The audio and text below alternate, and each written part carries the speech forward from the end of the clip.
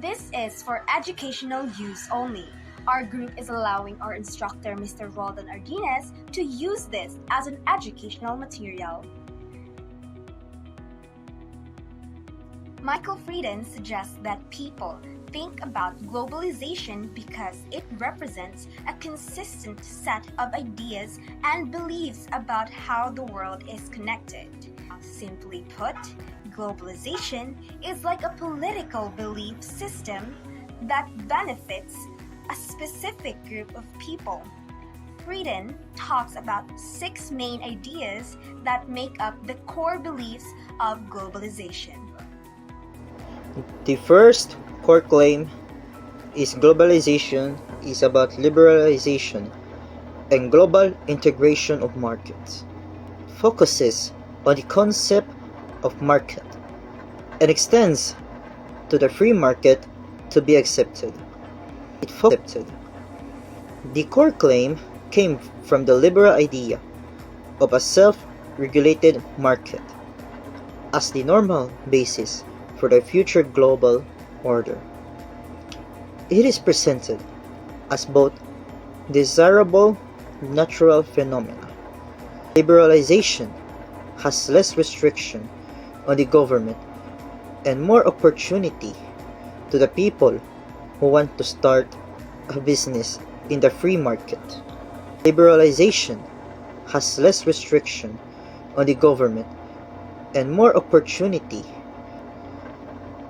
The examples are internet, foreign exchange markets, and telecommunications network. Here is my explanation. So first, why the internet is an example of the first core claim?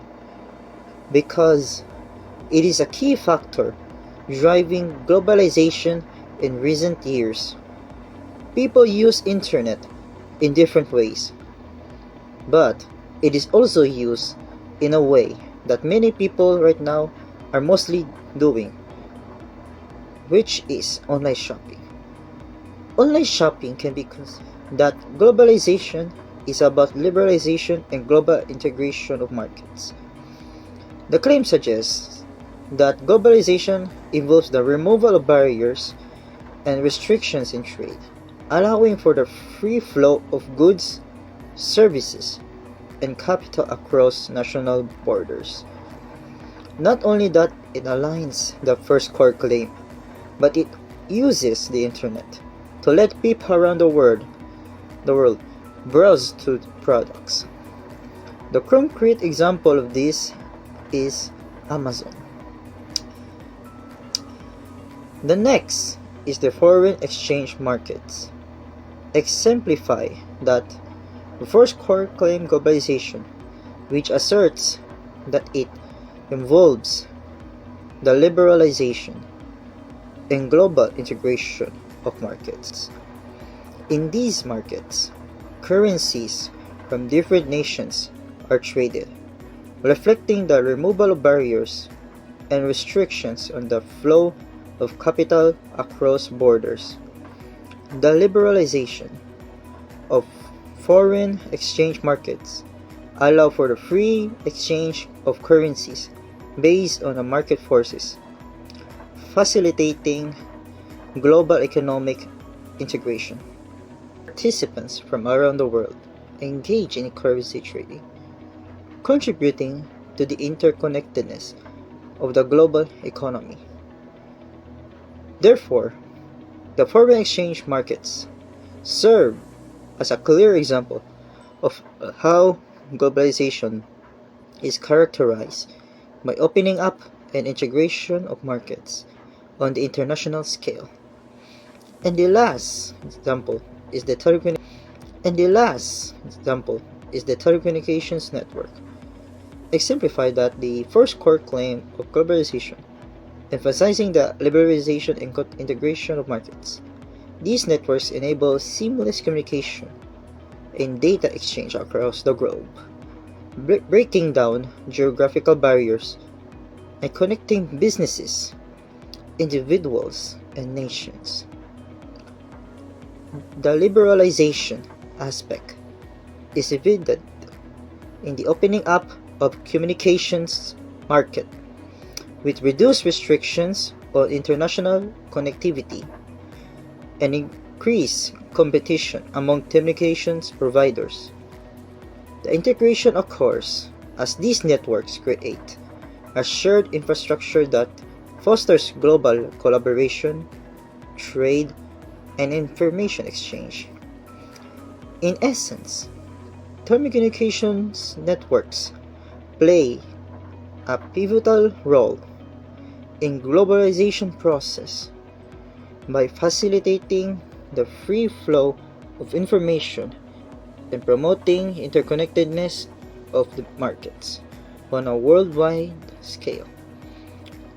Now, here are the pros and cons of the first core claim of globalization. So the first pro is the access to the new markets. Globalization. It gives businesses the opportunity to expand into new markets, reach international buyers, and increase revenue. Over time, companies can experience saturation for demand of their products or services. Domestically, by expanding globally, they can continue growing by meeting foreign demand. Second is the spread of knowledge and technology. In order to cooperate globally, companies must share similar technology and a technological structure. E-commerce, for example, allows companies to sell products worldwide through Amazon.com. Similarly, a centralized base of knowledge allows companies to quickly transfer information and develop innovative solutions. For example, in the healthcare sector, that means new medications, medical devices can go market faster in different countries. The third is enhanced global cooperation and tolerance. So, globalization enhances cooperation by enabling countries to specialize. This allows them to leverage their economic strengths and trade those products for other resources. For example, a country in South America that specializes in sugarcane can export it to develop country in exchange for manufactured goods. On an interpersonal level, studies have shown that globalization promotes tolerance as people are exposed to new cultures and network with others across the globe. The fourth and last is promotes economic growth. The globalization enhances economic growth by distributing resources more efficiently because countries can specialize in activities with comparative advantages. It promotes growth indirectly through complementary reforms in terms of capital and financial development. The next I'm going to talk about is the cons of globalization. Starting with the first con is the increased competition. Although free trade can be increased in a nation's wealth, it also increases competition. Local businesses must compete with multinational corporations that produce cheaper goods at lower cost, which puts them at a disadvantage. At the same time, the increase in choices impacts buying behaviors, as customers expect high-quality products at low prices. That means companies must continuously adapt to meet demands. Second is exploitation of labor resources. Wealthy, industrialized nations sometimes entered trade agreements with developing countries in order to exploit weak labor and environmental laws. For example, the United States have been known to use foreign sweatshop labor to produce cheaper goods, lack of environmental regulations in some developing countries also allows developed countries to import resources, such as precious metals, at lower prices. This results in both lasting environmental damage and human rights abuses. Third is the imbalanced trade. A trade imbalance, also known as a trade deficit, it occurs when a country spends more on imports that it makes on exports. This creates a shortfall in a capital that a country must make up for either by borrowing money from foreign lenders or permitting foreign investments in its assets. Fourth and last is the domestic job loss. Industrialized countries outsource labor. It causes a shortage of jobs domestically. Laborers whose skills are no longer in demand experience a higher employment and struggle to adapt to the changing labor market. One of the main factors is increased competition. As markets become more integrated globally, businesses may seek out to cut costs by outsourcing labor to countries with lower wages.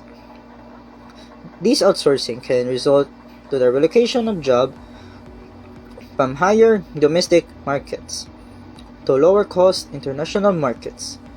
As a consequence, workers in a domestic market may face unemployment or job insecurity. Now, we proceed to claim number 2. Claim number 2 states that globalization is inescapable and that it does not stop.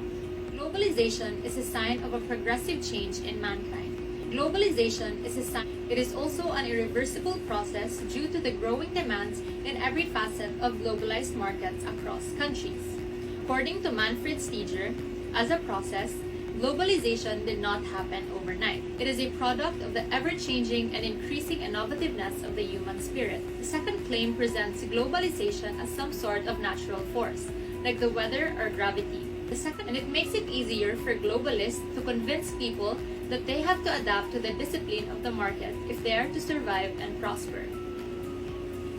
Moreover, globalization is an inevitable and irreversible process that has significantly transformed the world. Technological advancements, economic interdependence, cultural exchange, and international institutions influence it. Here are some examples that correlate with the second claim that globalization is inevitable and irreversible. First is the development of technology and innovation. Globalization boosts technological development. The increasing intensity of global knowledge flows points to important benefits of globalization. Globalization brings a key benefit. It stimulates the spread of knowledge and technology, helping spread growth potential across countries. Another example is when globalization fosters closer economic ties between countries, leading to increased interaction and interdependence among global economies. Here are some examples that correlate with the second claim that globalization is one of the most noticeable ongoing international phenomena with the longest duration in recent decades. It is recognized to be the most striking feature marking the current era, exerting significant influence on international relations. Regardless of the positive and negative effects, globalization, as the trend of our times, has become the overriding rule and inevitable route for the international community. One advantage of claim number 2 is that it promotes interconnectedness and interdependence among nations. Globalization has pushed international communities to demonstrate a state of phenomenal flourishing trade, great investment facilitation, personal mobility, and enormous technological leaps, which, as a result, has progressively forced a community of a shared future interlinking nations. However, there are also some disadvantages, such as inequality by favoring the interests of dominant nations.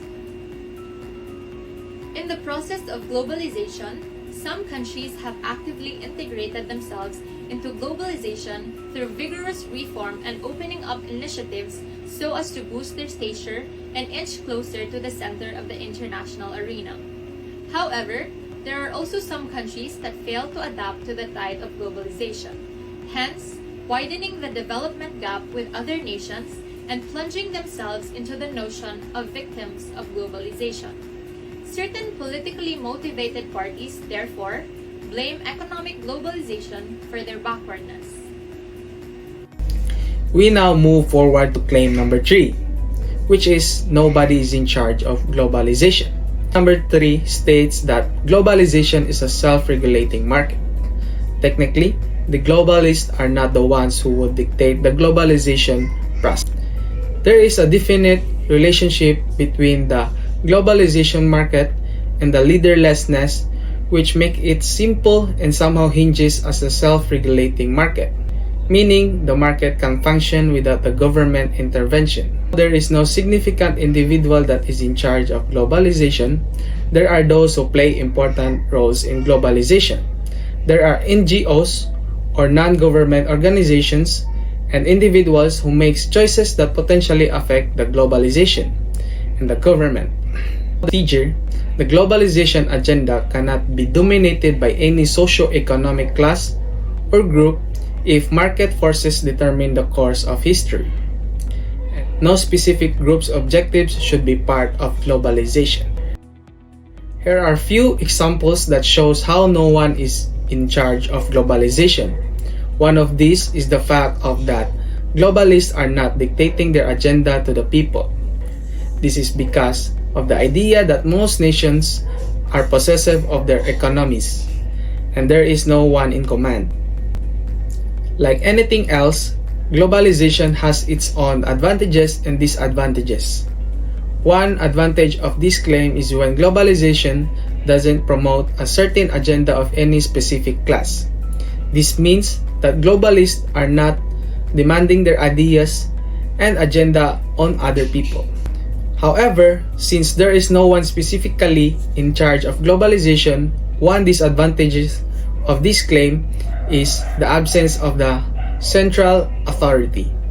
This in return may lead to a lack of accountability in addressing global issues such as environmental concerns, labor's rights, and social inequalities. We delve into continuous claim for that globalization benefits everyone. Advocates asserts that it brings about prosperity through economic growth, innovation, and increased access to global markets. Let's explore this claim in depth, weighing the pros and cons of this multifaceted phenomenon. Our first example of globalization's impact can be seen in the rise of multinational technology corporations such as Microsoft, Apple, and Sony.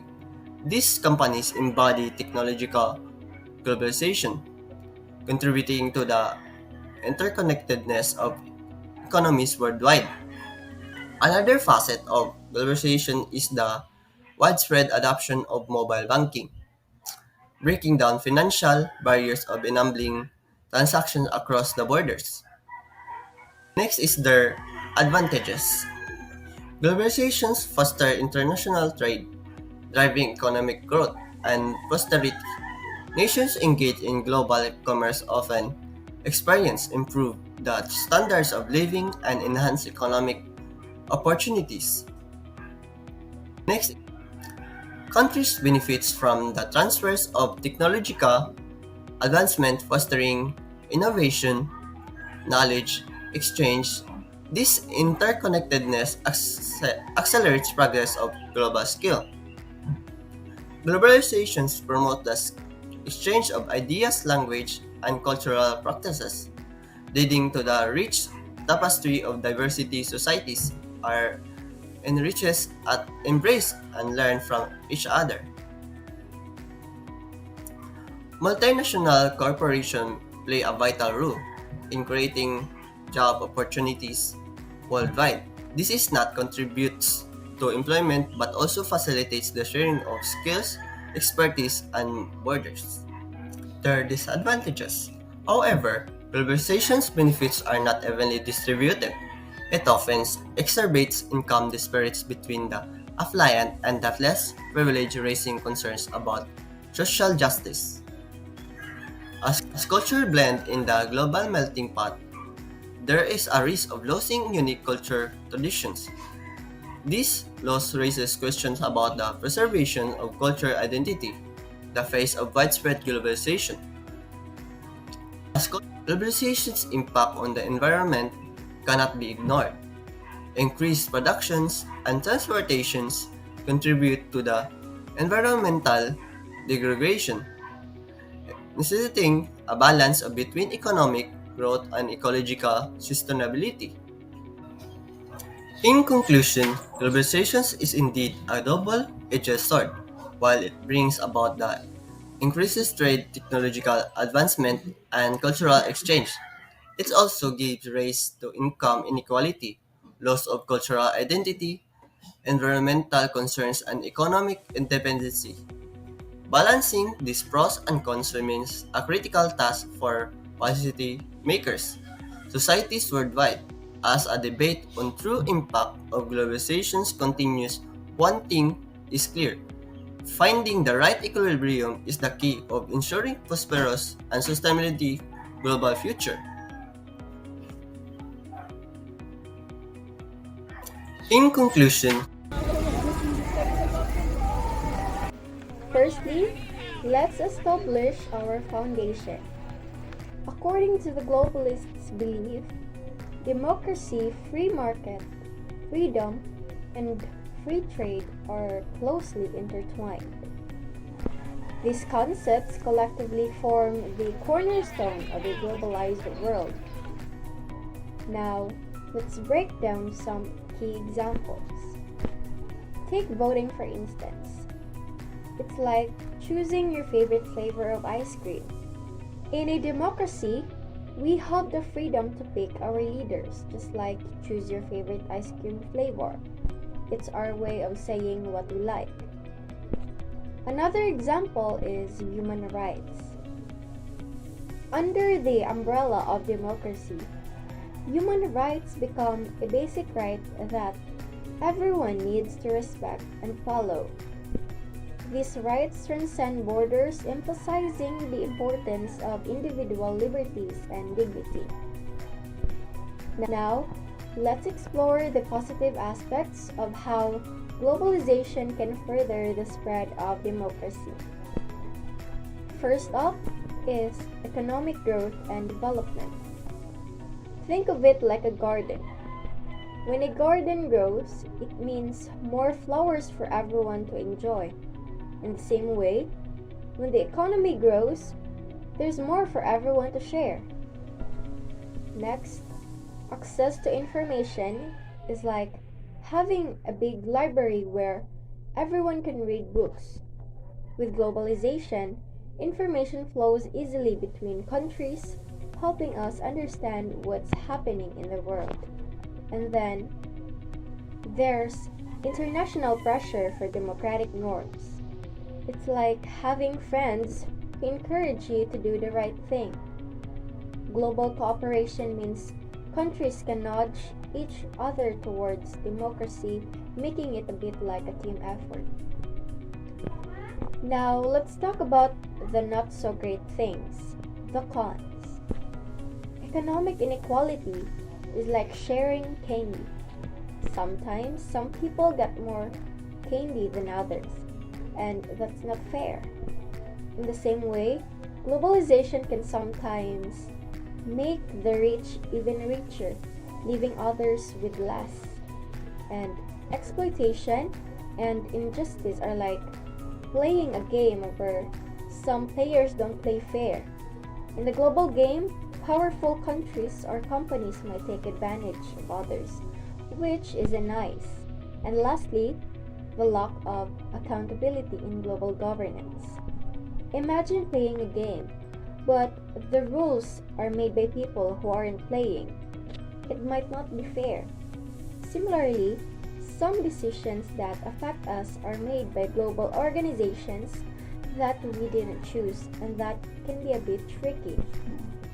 So, there you have it, a simple breakdown of how globalists see the connection between democracy, free markets, freedom, and free trade. Like pieces of puzzle, they believe they fit together to create a better world. But as we've seen, it's not always as simple as it sounds. Hi everyone, I'm going to tackle about the sixth core claim of globalization. The globalization requires war on terror. According to the information that I've read in some sources in the internet, this particular claim does not exist in the core claims of globalization. But lately, it was considered part of the core claims because of the arising crisis in many countries, especially terrorism. It presents the idea that an increasingly interconnected world addressing security challenges such as terrorism must be approached through a global lens involving multiple nations and international security issues. According to Zimmerman, terrorism is a debt based on asymmetric information about the place, time, and the number of victims of an attack. Terrorism consists of a fear-inducing violence attacks on civilians to influence political decisions or the polity as such. So, these are some events of war of terror today. Examples are the wars in Afghanistan and Iraq, Operation Active Endeavor, Operation Inherent Resolve today. Examples are the wars in Afghanistan and Iraq, Operation Active Endeavor, Operation Inherent Resolve of Syria and Iraq, an anti-terror campaign by other powers. War on terror contributes a major help in globalization. The war on terror can be seen as an international effort to prevent terrorism from undermining the benefits of globalization. Increased security measures and cooperation between countries have made it more difficult for terrorists to operate. But on the other hand, it also has disadvantages, such as increased security measures and cooperation between countries have also made it more difficult for legitimate businesses and individuals to operate. The war on terror has led to increased tension and distrust between countries, which has made it more difficult to cooperate on other issues. A war against terrorism is one of the fine solutions in globalization, but it is also slowing its progress. So that's it, guys. A little explanation about how the war on terror affects globalization. So in conclusion, the six core claims of globalization